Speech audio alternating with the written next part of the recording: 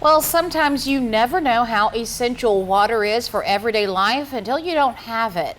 One Sandersville man and his family had to live without running water in their home for nearly 2 months. 41 NBC's Ariel Schiller shares how he was able to get a new well and septic tank thanks to the kindness of others. Could you imagine living a month and a half without water? That's what Thomas Hall and his family had to do after his well collapsed a month and a half ago. You can hear this noise behind me. Thanks to several organizations coming together, Thomas Hall and his family will get a brand new septic tank and well free of charge. Without water, I mean, that's an everyday life function. Shower, clothes, washing dishes, using the bathroom, I mean, everything. And, you know, living rural, when we don't have water, all that ceases. Hall says following his old well collapsing, he called Sandersville Well Company to give him a quote on a new well. That quote came out to $15,000, which Hall says he didn't have. The company referred him to the Water Well Trust to help pay for it.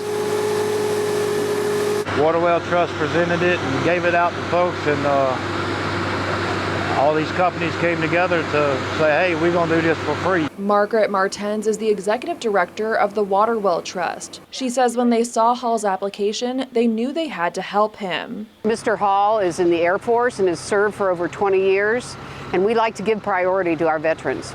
So when we heard his story that, you know, he was without water, he's going to be deployed again, he's got young children in the house, he doesn't want to be leaving his family without safe drinking water. Martens says there's misconceptions about people without water being lazy, and she says it's the furthest thing from the truth. Most of the families we help, they are working people, but as you know, with inflation the way things are now and the cost of everything going up, that gives families, low-income families, even less disposable income to spend on getting a well.